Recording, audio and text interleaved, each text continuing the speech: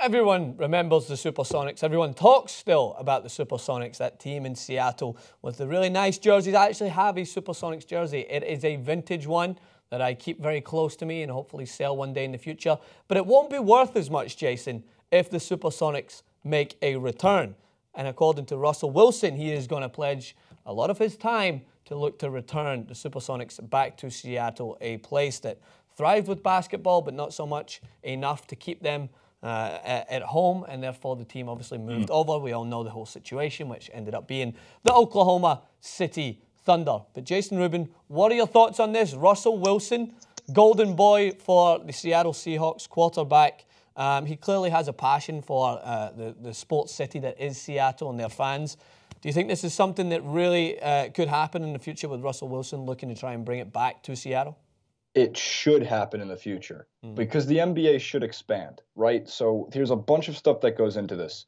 For one, when the Supersonics left Seattle, let's remember the fact that the Seahawks hadn't been a playoff winning, Super Bowl winning team yet. They did go to the Super Bowl with like Matt Hasselbeck as quarterback, but there wasn't that number 12 army nearly as big as it is now, right? And also the Seattle Sounders, like they became a big deal in the MLS. And this is all after basketball left Seattle. And the reason that they left is because the boring answer is they really couldn't find funding to construct a new arena. And then they had to follow a $45 million settlement with the city of Seattle to pay off the team's existing lease at Key Arena. So the facts of the matter are that it's a great time to bring it back, right? It wasn't probably the best time for them to be there when they moved to Oklahoma City, as evidenced by the fact that the citizens of Seattle didn't want to pay for it. It's taxpayer dollars a lot of the time, and a lot of the time they get completely ripped off. Yeah. But now I think if it were to come up, there's like an element I grabbed that's a letter, and I highlighted part of it. It's from Chris Hansen. No, not the, have a seat to catch a predator Chris Hansen. We're talking about a different Chris Hansen here. And he said, "We have concluded that a changed economic climate makes possible the private financing of the arena. For that reason, and to address concerns expressed by the city council members, we would consider revising the street vacation petition to eliminate public financing of the arena." So the only other detail that I know of why this couldn't happen is because the NBA owners want to be a little bit selfish right now. They have 1 of 30. They're 1/30th equity of a very growing, prosperous, expanding industry that is the NBA. And they're saying if we expand, that means our cut goes down. So outside of that, I can't see a reason why they wouldn't expand in the next 3-4 years, bring back Seattle, and maybe add another franchise somewhere else. Yeah, of course. There's plenty of places that I think deserve a basketball team in order to push forward, and I think that Seattle deserve a return. The Seattle Supersonics are a team that I think would thrive in an environment that is just every single year seems to be becoming more and more a sports city that people don't want to play in, for one, because the environment that the Seattle Seahawks create, as we well and truly know, is a very hostile environment for opposing teams to come into. That 12th man that they have really adds to every single game that they play. It's a very similar thing that happens with the Seattle Sounders. There's a rivalry that's formed there now that's very rare in American sports, to the extent as it actually it resonates with the area. There's 2 close teams in the Portland Timbers and the Seattle Sounders in soccer of all sports that America places down the list, where that is a place that people go to watch soccer be played. They love the environment. They love that back and forth between fans.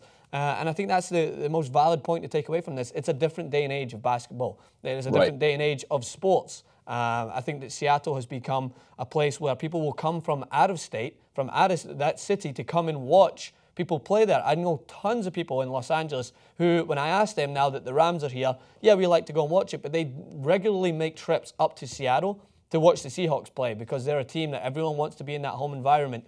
And I think if you replicate that in a basketball environment, they're going to be, one, a very interesting team to look out for, because I think that fan base plays a huge part in kind of creating the team that they're going to be moving forward. And if you look at the past, we all know of their team going back. Ray Allen, some of the most memorable moments from his career were in a Supersonics jersey. So I think they will be able to attract some star power. The only other thing that I will say is, if you do expand, as Russell Wilson states, and let's actually take a look at Russell Wilson's comment on this. He had this tweet. He literally said, Yeah, so Russell Wilson, of course, just jumped right in, didn't care for his safety whatsoever. He just plunged himself in to say, I'm excited to announce that I've partnered with Sonics Arena Group to help bring NBA and NHL to the best fan base in the world, Seattle. So he left nothing to the imagination. He wants it to happen. The other question I wanted to ask you, Jason, is if they do expand, is this going to open the floodgates to a lot of these places that want to attract a team? I know that there's plenty of places in the world, plenty of places in the United States, that feel that they should have a basketball team. They should have more than one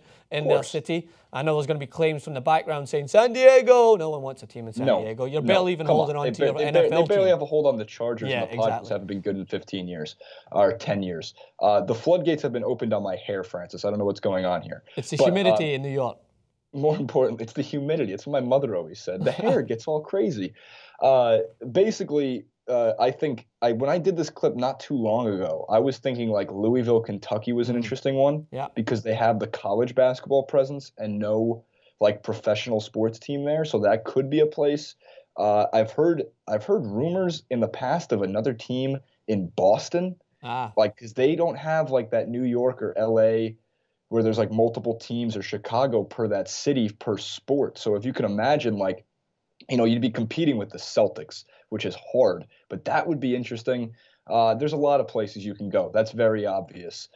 In terms of Russell Wilson, though, he's the guy that like when his friend tells him, or when your friend tells you that they're getting married in a year in like Aruba, they get their ticket before they even get the invite to the wedding. Like he's literally saying, I'm excited to announce that I'm partnered. So I think he's a great spokesperson. I don't know how much he could do to actually bring them back, because of the business side of things is going to get very convoluted. And of course, legal contracts will get even more convoluted.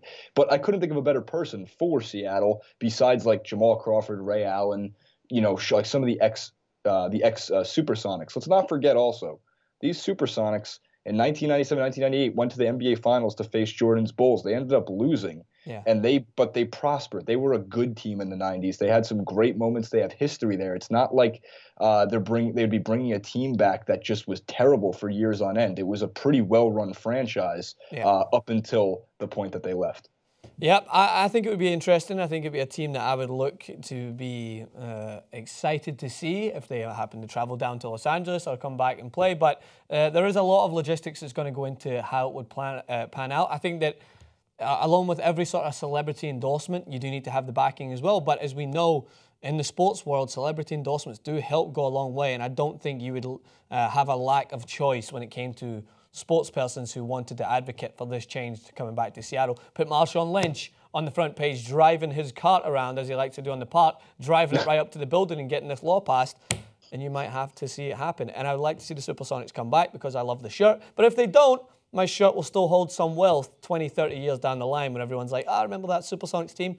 I've got a shirt. I'll sell you on eBay for, at that point, 700 euros, because Europe will have taken over by that point and the dollar would have went away. What world are you living in? I don't know. Some sort of divergent... You're living in Westworld. Hunger Games-esque world, where I'll probably just sell it for a piece of bread, because I'll just have nothing else by that point. I'll be selling it for food, because the world will end. All right. You have a very grim outlook. I know. Can you blame me? Let's not get political. All right. We'll see it. Make sure to hit us in the comment section. Jason Rubin 91, Francis _ Maxwell, and we will see you guys very soon.